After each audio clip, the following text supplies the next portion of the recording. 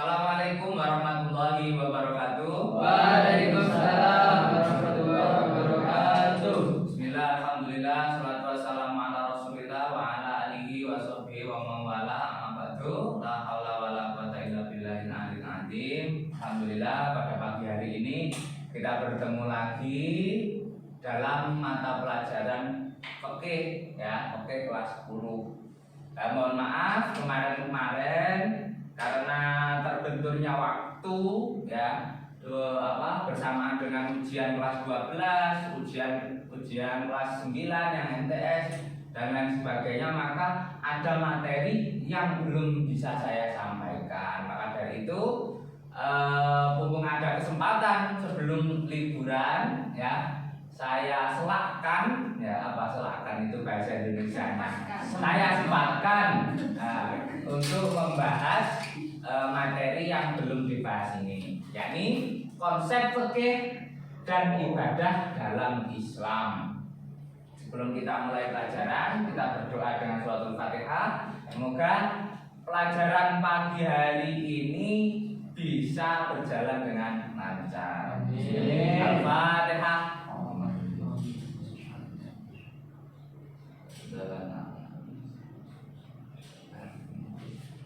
Sebelum kita mulai, saya absen dulu. Ya. Muhammad ya, ada.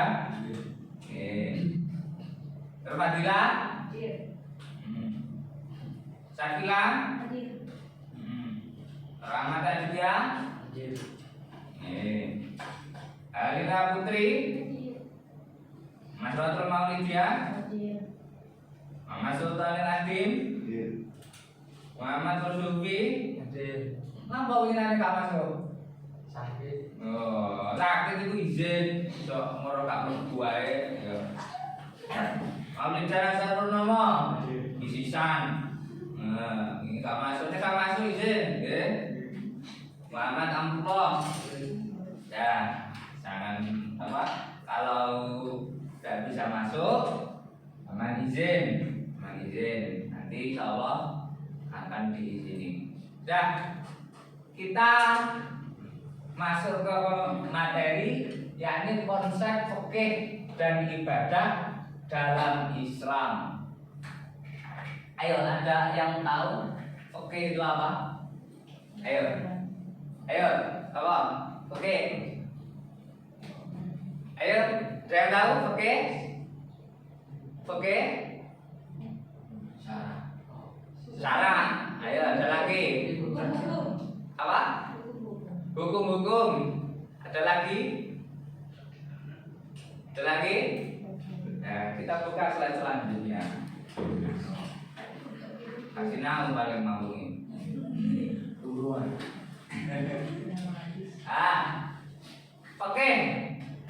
Fikih adalah ilmu tentang hukum syara yang bersifat praktis yang diperoleh melalui dalil yang terperinci. Jadi fikih itu adalah ilmu yang yang dipelajari ya untuk melakukan suatu ibadah ya. Hukum yang dipelajari untuk melakukan ibadah. Contoh, kita tahu bahwa sholat itu wajib ya. Sholat itu wajib.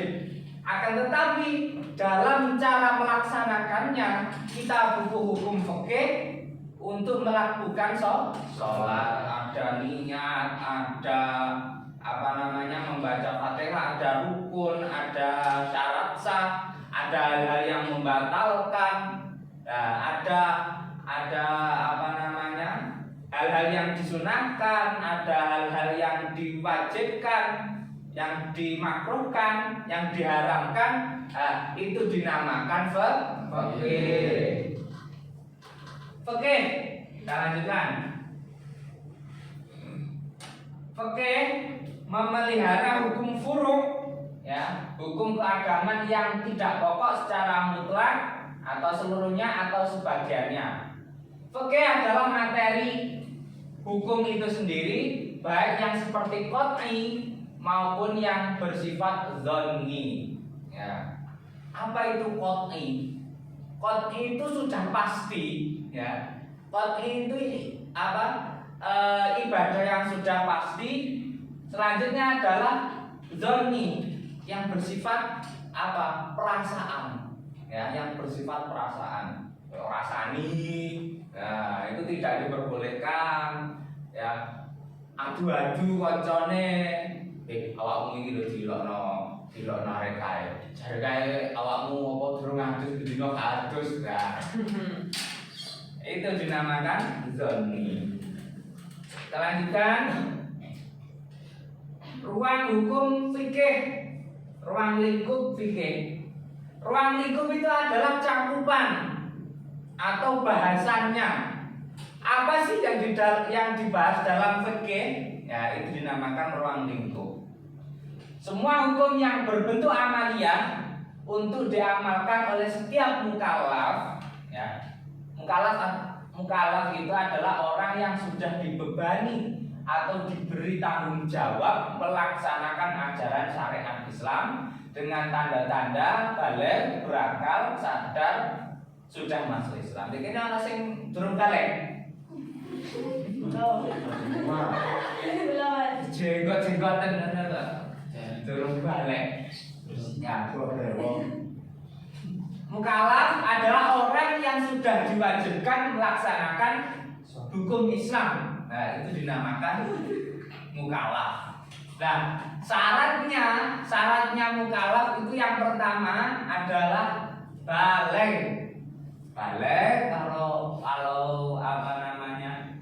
Kalau laki-laki apa? Kalau laki-laki tanda akil baligh apa? Mimpi basah. Mimpi basah. Ya, mergo apa? Gak subuhan turu, mari ngono digrujuk banyu karo ustaz. Nah, itu mimpi basah. Nah, mimpi kudaran. Oh, ini. Mimpi banjir. Ya, saya juga pernah dulu.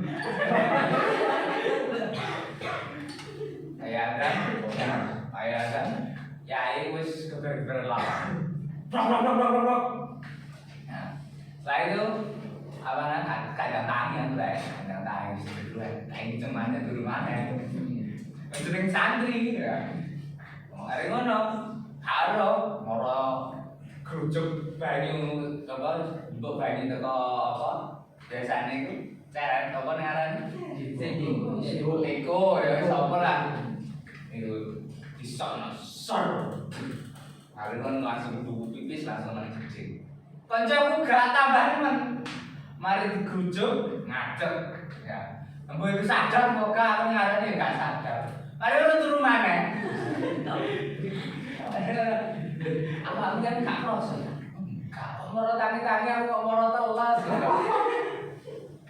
Nah, itu dinamakan anak pondok juga begitu.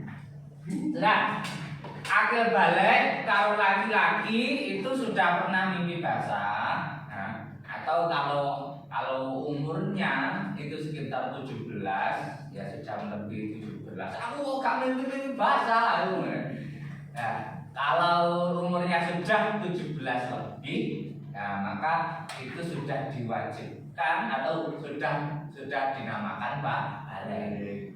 Terus untuk yang perempuan, ya sudah atau datang bulan.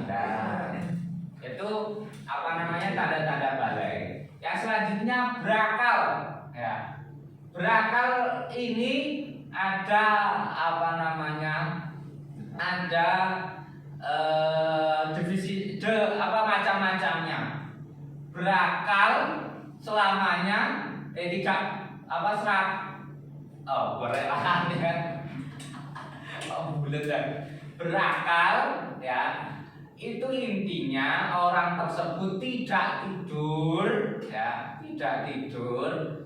Setelah itu tidak mabuk, ya, tidak ayan, nama nanti ayanan, merokok cek. Nah, step, ya step betul.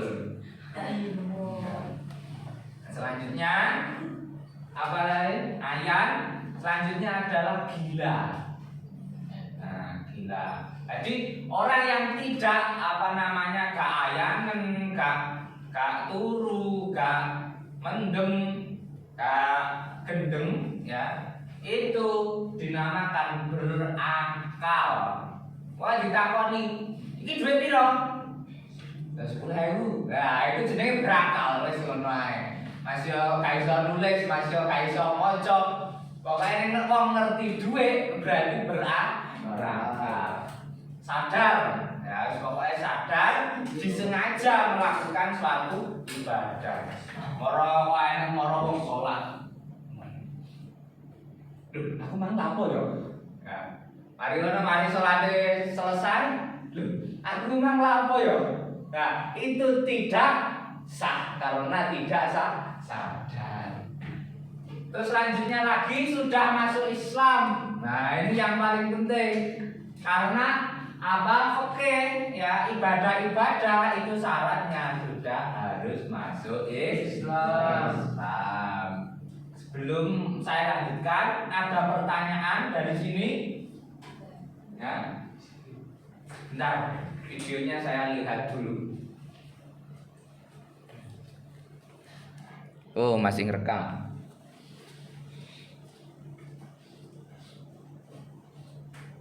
Kita lanjutkan.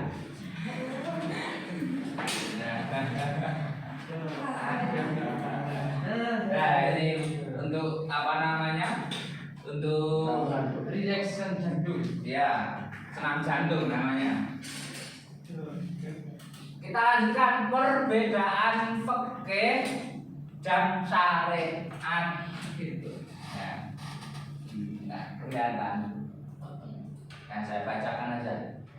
Perbedaan fikih dan syariat. Oh, ternyata antara fikih dan syariat itu beda. Nah, syariat adalah teks-teks suci yang bebas dari kesalahan, baik isi maupun keautentikannya, yang bersumber dari pemahaman ulama yang mendalam yang menghasilkan kesimpulan-kesimpulan hukum amalia. Itu dinamakan syariat. Syariat itu syariat itu sholat, poso, ya. Ada pemane zakat, haji. Nah, itu syariat. Nah, pokoknya hukum-hukum yang ada di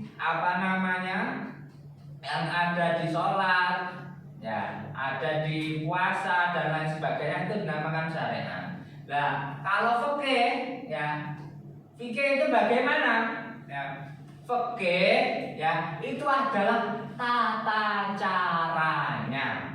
Nah, tata caranya ibarat gini. Ibarat mobil itu syariat, ya, mobil itu syariat. Jadi mobil itu syariat. Sedangkan cara mengemudinya, isi solar, isi bahan bakarnya apa, bannya diisi berapa, anginnya, terus olinya diganti berapa bulan sekali, cara menyucinya bagaimana, cara merawatnya bagaimana, itu dinamakan fikih. Nah, kalau syariat itu mobilnya, sedangkan kalau kalau fikih itu adalah tata caranya. Paham sampean? Nah, so gambir tok, yo gambir tok apa paham lu. Saya ulangi. Ya. Syariat itu bersumber dari Al-Quran, dari hadis. Ya. Contoh, ada ayat wa aqimus sholata wa atuz zakata warka'u ma'ar raki'in. Nah, di Al-Quran kan hanya ada wa aqimus sholat. Ya. Apa lalu artinya? Dirikanlah sholat. Kalau orang yang awam, sholat itu apa? Ya, sholat itu apa? Kan nggak ada di situ. Ya, nggak ada kan di situ. Lah, salat iku ana pira? Nah, salat iku ana pira? Ya. Terus lagi hal-hal yang membatalkannya apa? Kewajiban cara melaksanakannya gimana? Kan nggak ada di Al-Quran. Pokoknya waqimus sholat itu saja. Itu dinamakan syariat. Baru nanti ketika ada syariat, ada kewajiban sholat, ya, baru muncul fikihnya. Apa fikihnya? Maujudus apa? Syurutus sholat, arkanus sholat, ya. Terus apa hal-hal yang membatalkan sholat, hal-hal yang disunahkan ketika sholat apa saja, sehari ada berapa, waktunya kapan. Nah, itu dinamakan fikih. Terus lagi ada orang, ayo kembali ke Al-Quran dan Al-Hadis. Ayo kembali ke Al-Quran dan Al-Hadis. Sekarang logikanya begini, di Al-Quran itu nggak ada sholat zuhur, sholat asar, sholat maghrib, sholat isya, itu nggak ada. Waqimus sholat. Perintahnya itu saja, nggak ada tata caranya. Kalau kita tidak menggunakan kitab-kitab klasik atau ijtihad atau pendapatnya para ulama, kita tidak akan tahu. Kita tidak akan tahu sholat asar itu waktunya kapan, sholat subuh itu waktunya kapan, sholat isya itu waktunya kapan. Kita tidak akan tahu kalau hanya mengandalkan Al-Quran. Saya tak tahu nih. Umpama sampean dikon milih, ana sampean tau ngaji nang gurune sampean, ngaji kitab Fathul Qorib contohnya. Terus ana wong ngomong ngene, "Kenapa kamu ngaji itu?" "Kenapa kamu ngaji Fathul Qorib? Kenapa enggak langsung Al-Quran? Kamu lebih pilih mana antara Al-Quran atau Fathul Qorib?" Sama apa? Al-Qorib. Kenapa? Belajar fikih. Tata cara dulu. Harus syaratnya. Mengikuti madhab. Ayo. Kenapa? Sampai komen harus sampai jawab sampean kan? Milih Fathul Qorib. Ayo kenapa? Kan menurut caranya mengikuti ajaran para ulama. Mengikuti ajaran para ulama. Ada apa emang apa lebih jelas, terus mengikuti guru. Semuanya betul, memang betul. Karena apa? Karena ibadah kita itu tersambung dari mulut ke mulut sampai Rasulullah. Gak mungkin bisa sampean moro kenarani lahir ceprot, wis gede gak diulangi apa, moro-moro buka Quran iso salat. Bisa tak? Gak mungkin bisa. Sing malah sing malah dadi sesat. Waqimus sholat. Di situ kan ada sholat zuhur, sholat asar, sholat maghrib di Al-Quran. Rusak, angel, kok mati. Itu kenapa kalau kita milih guru-guru kita? Karena dengan lantaran beliau kita bisa melaksanakan sholat, bisa melaksanakan ibadah sesuai apa yang dicontohkan oleh Rasulullah. Karena apa? Karena apa? Mungkin penglihatan kita itu tersambung sampai Rasulullah melaksanakan sholat dilihat oleh para sahabat. Sahabat melaksanakan sholat dilihat oleh para tabi'in. Terusnya dilihat sampai ke kita.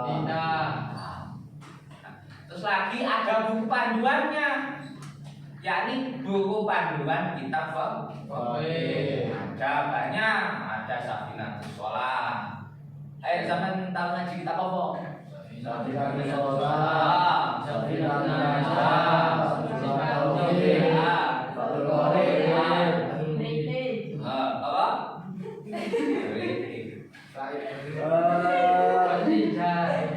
Saling mutalim. Oh, kitab fikih. Oh, bilang mukmin. Oh, dorong ngono lho. Ikut toh. Sing masalah iki apa? Bisa satu ribat. Ribat itu juga ada hukum fikihnya. Kita lanjutkan ya. Kita lanjutkan ya. Syariat ya. Kita perbedaan antara syariat dan fikih. Yang pertama, bersumber dari Al-Qur'an dan hadis serta kesimpulan-kesimpulan yang diambil dari keduanya. Nah, itu dari sisi syariat. Yang kedua, bersumber dari para ulama dan ahli fikih tetapi merujuk pada Al-Qur'an dan hadis. Hukum bersifat qat'i pasti. Terus yang selanjutnya, fikih hukum bersifat dzanni. Contohnya begini, sholat. Di Al-Qur'an ya, di Al-Qur'an dan hadis itu sudah jelaskan sholat itu hukumnya wajib. Itu sudah qat'i pasti.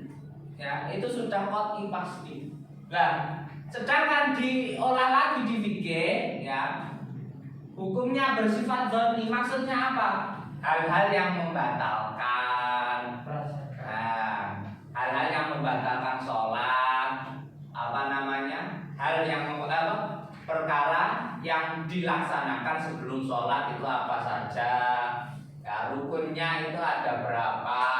Nah, itu masih bersifat dzanni.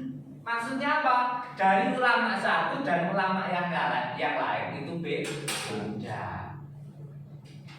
Contoh, ya, contoh.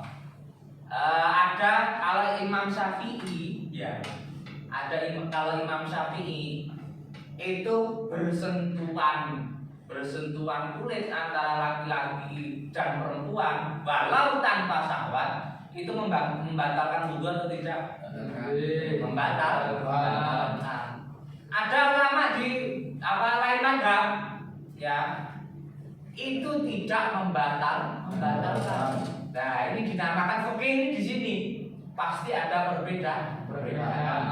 Terus lagi kalau di Imam Syafi'i, ya, kalau membasuh sebagian rambut itu minimal berapa rambut? 3 kan? 3 kan? Sama jempol banyu, slek, ya, diusap-usap dong ini. Seret.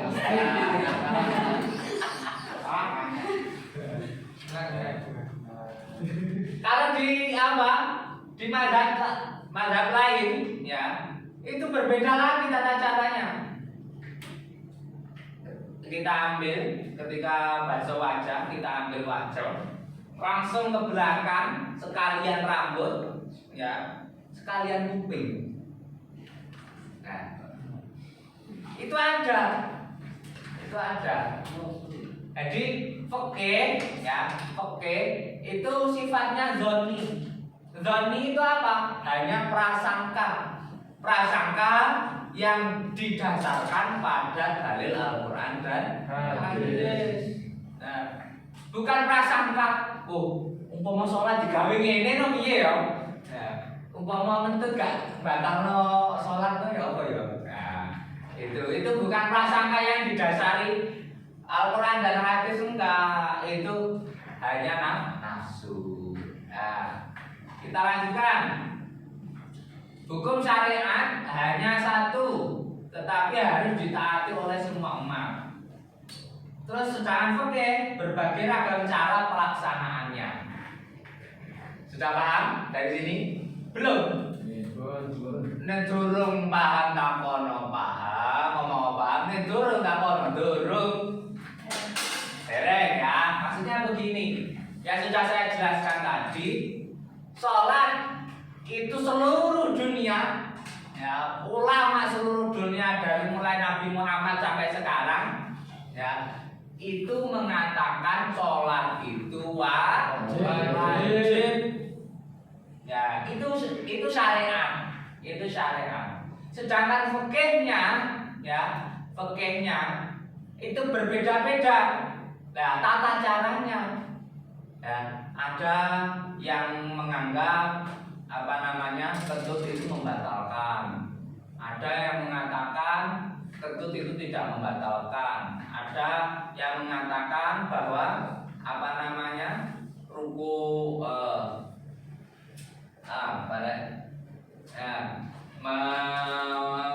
mendemok menyentuh anjing itu tidak najis. Ada lagi yang mengatakan menyentuh anjing itu tidak najis dan lain sebagainya. Karena apa? Karena sifatnya itu adalah bersumber dari pemikiran-pemikiran para ulama. Sedangkan syariat itu bersumber dari fikih, dari Al-Quran dan hadis. Jadi intinya begini, ada hukum syariat, ya, ada hukum syariat, ya, ada sedikit, ada hukum syariat. Nanti di dalamnya itu, ya, terdiri dari berapa macam hukum fikih, ya, berapa macam hukum fikih. Contoh di Al-Quran kan kita dijelaskan bahwa disuruh bersedekah. Nah, di fikih diperinci lagi, ya, ada sedekah yang haram. Apa sedekah yang haram? Maling bete disedekahno. Itu haram. Terus ada sedekah yang makruh, Terus ada sedekah yang diwajibkan. Apa sedekah yang diwajibkan? Sama nanti ujian, lulusan, ya, aku nazar. Aku lulus, ya, aku lulus tak sedekah nang Mas Albab 1 juta. Ketika sampean lulus, ya, sampean wajib sedekah nang aku. Itu dinamakan sedekah yang wajib. Kita lanjutkan. Syariat, tidak ada campur tangan manusia dalam menetapkan hukum, ya. Contohnya tadi saya sholat, ya, sholat itu seluruh dunia dari Nabi Muhammad sampai sekarang itu hukumnya wajib, ya. Terus adanya campur tangan ijtihad para ulama dalam menetapkan pelaksanaan hukum. Nah, itu tadi apa saja yang diwajibkan, apa saja syarat sahnya, apa saja rukunnya dan lain sebagainya. Bentar, tak lihat videonya dulu. Nanti saya ngomong lagi. Oh, masih ngerekam. Anda. Kita lanjutkan. Sudah paham antara perbedaan syariat dan fikih? Paham tak betul? Paham itu? Lanjutkan. Ya. Sekarang apa sih? Kenapa sih kok ada syariat-syariat barang pulau? Apa tujuan syariat secara khusus yang lebih dikenal sebagai istilah maqasidus syariah? Apa sih kok kudu ana syariat itu? Nah, pasti ada tujuannya. Karena Allah itu menciptakan sesuatu itu pasti ada manfaatnya. Satu, memelihara agama. Hifdzuddin. Kenapa sih orang itu harus beragama? Ayo, kenapa orang itu harus beragama? Ayo, kenapa orang mau beragama? Sampean dulu. apa beragama itu kenapa? Sesat. Iya, Pak. Sesat. Supaya jelas. Ayo, apa mereka Pak Boe? Apa Islam anak apa melok-melok Islam? Ya, biasanya begitu. Islamnya Islam turunan, Sama dia. Islamnya turunan. Nah, Nah, kenapa sih kita kok harus beragama? Ya, ibaratnya nih, hidup itu kan pasti ada tujuannya. Ya, tujuan kita itu kan, ya, kita hidup di dunia tujuan kita apa? Satu, mati. Ayo, betul kan? Ya, tujuan akhir itu pasti mati. Ya, cita-citanya apa? Mati. Ya. Karena apa tujuan akhir wis kuwarit dhewe itu pasti mati. Lah, setelah mati ini kita mau kemana? Nah, kalau kita nggak punya agama, kita ya kalau mati ya sudah. Ya, kalau mati ya sudah. Tapi kalau kita beragama kita tahu, loh, nanti setelah meninggal pasti ada yang namanya survei. Pasti ada yang namanya survei yang dilaksanakan oleh dua petugas, yakni Mungkar dan Nakir. Kamu ngapain aja sini? Ada jam ini kamu dengan siapa? Kenapa? Makan apa? Ditanyakan mulai sampean lahir sampai mati. Kamu kok belum nang di harus ngomong ini merasa yo. Nah, apa? Ditanyain mulai awal sampai akhir. Terus lagi menunggu, ya istilahnya apa namanya penantian sebelum ke padang mahsyar, penantian. Nek amale api, ya nek amale api, ya digekno ndek kelas VVIP, ya VVIP ditemani dengan bidadari, ya delok niku lho karo malaikat. Iki lho Cak, iku ate mlebu kamar iki lho Cak niku. Oh, api yo. mending Ya seneng. Ya, seneng. Ya. Ibaratnya ngenteni wong seneng ya. Iku gak krasa. Gak krasa. Aduh abate oleh duit 10 juta rek. Kan ngenteni sak jam, apa kon ngenteni sak jam. Iku rasane cepet tadi lu. Cepet tadi lu. Cepet ta suwe? Masa ya daripada ngene, sampean sak jam maneh ditagih utange 50 juta. Padahal sampean gak duwe belas. Ya. Suwe kan? Luwih cepet sampean ngenteni sing digene duwe 10 juta. Jadi kami tak tahu rasane oleh duwe 10 juta. Ya, iki lho Cak, iku jare kamare di kene. Ya. Jare kamare di kene iku api iku ana widodarine ana 100 iki. Sing wedok ya ana widodarane. Ya. Kebalikannya kalau amalnya jelek, kon jangan mrene lho. Kon iki digebuki malaikat. Ngeblok iki lambemu digunting mergo gaene rasan-rasan. Nah, akhirnya apa? Penantiannya sangat lama. Nah, itu yang dirasakan oleh orang-orang yang amalnya buruk. Intinya apa? Kita beragama itu kita ibarat naik bis. Ya, kita jurusannya kita kan mati ya. Kita akan mati. Nah, kita naik bis yang dinamakan agama, kita naik di situ nunggu. Tunggu di situ. Kalau kita naik bis, ya bisnya agama, ya rombongannya jelas, ya pasti akan sampai dengan selamat. Bener numpak agama, tapi apa namanya sing nggawa itu gak jelas. Loh nyasar sampai nubruk-nubruk barang. Nah, itu dinamakan agama. Jadi kita harus beragama itu apa? Untuk menentukan tujuan apa? Tujuan akhir hidup kita. Terus lagi ya, kalau sampai sudah beragama di Islam ya, itu dikatakan bahwa khalaqtul jinna wal insa illa liya'budun ya.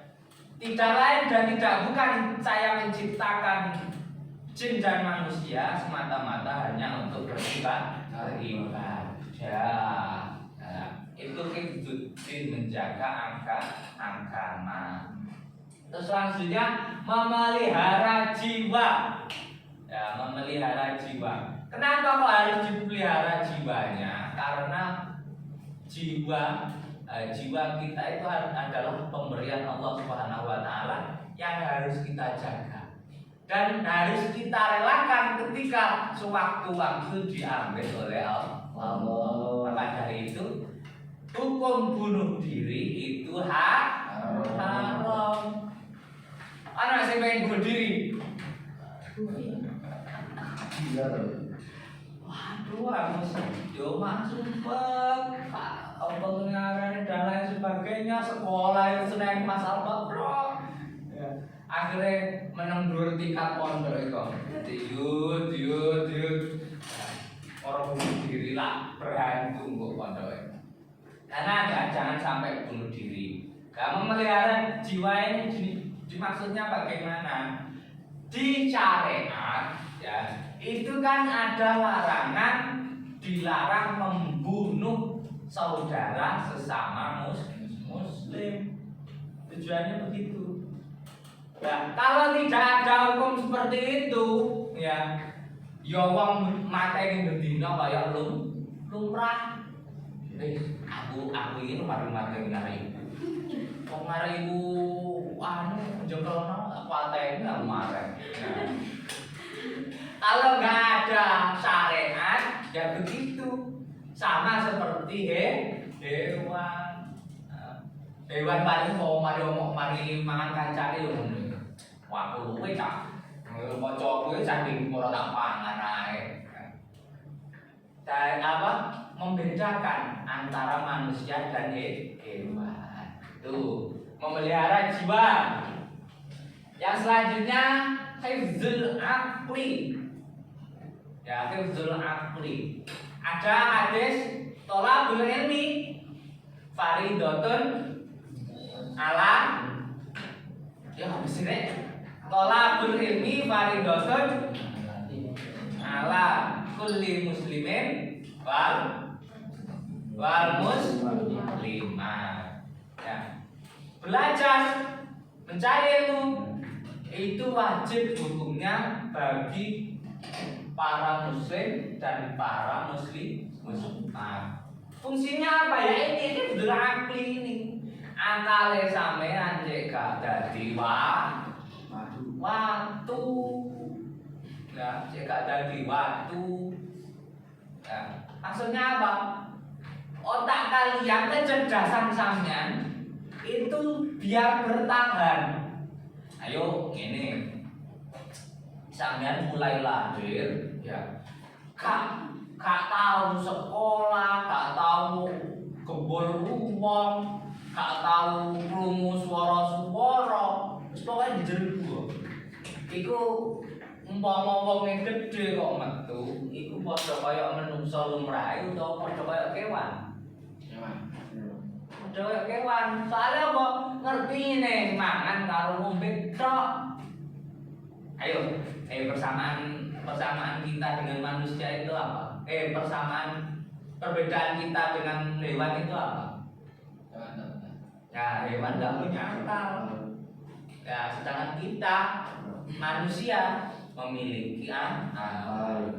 Ada penjelasan al-insanu hayawanun nabi.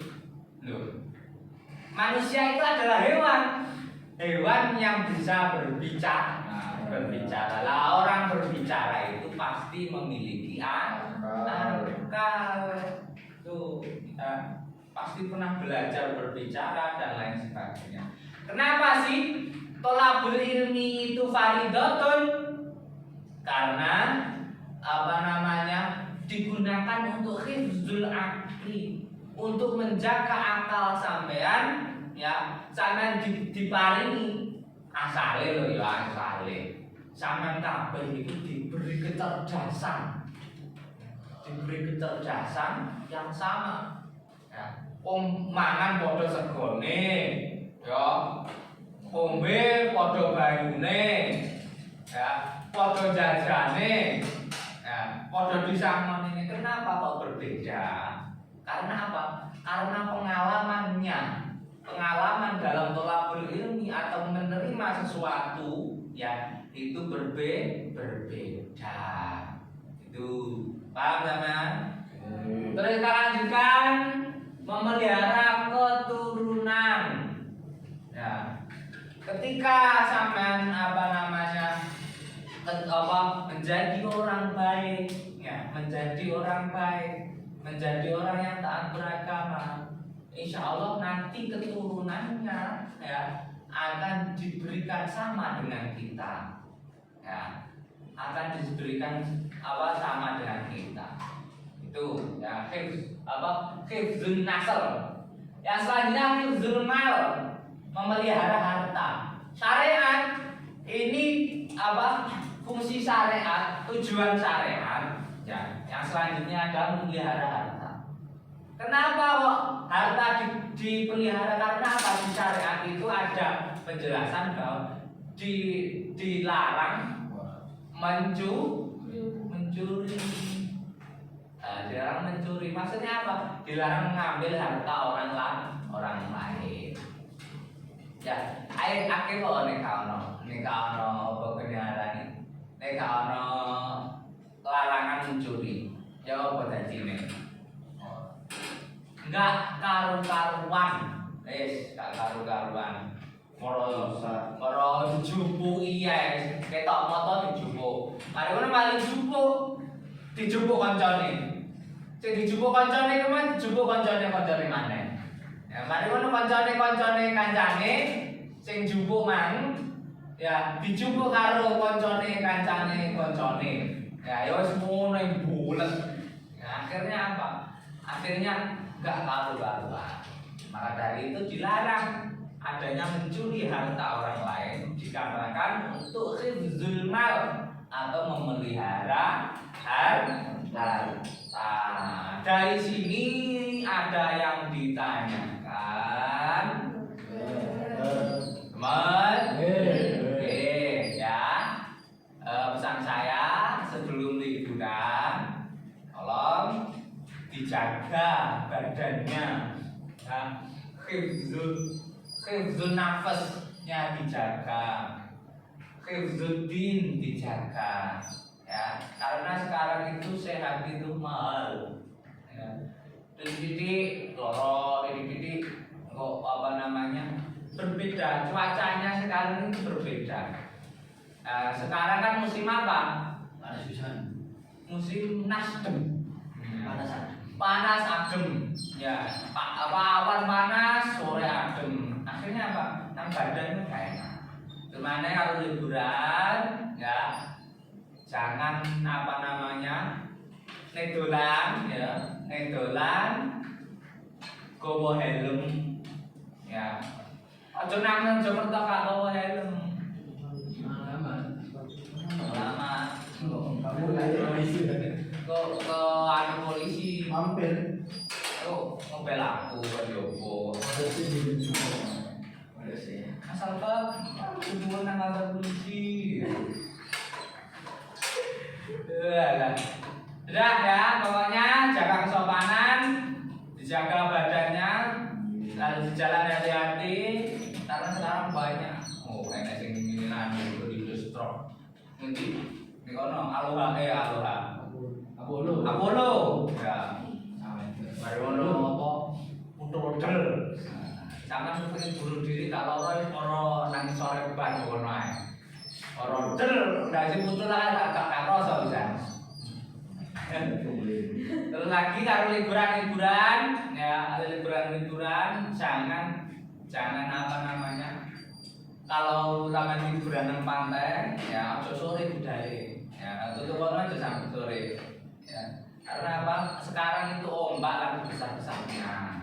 Dulu ya. Terus saya lewat di daerah gunung-gunung, ini udang leren. Ya, ini udang leren karena takut banyak selip. Ya, moro kae iso ngerem, lunyu sret, bruk. Nah, wallahu a'lam bishawab. Sudah, dari sini kalau tidak ada yang ditanyakan, saya cukup sekian. Terima kasih atas partisipasinya. Semoga ilmunya bermanfaat walaupun keterangannya agak bulat, panjang, kali lebar, kali tinggi. Sampai enggak masuk ya iya pasal kagak ngomong buat. Sudah? Etang sudah toh. Ayo berdoa mulai. Bismillahirrahmanirrahim. Allahumma inni astaghfiruka minni ma 'allamtani farzuqni ilayya innaka ya rabbal alamin. Assalamualaikum warahmatullahi wabarakatuh.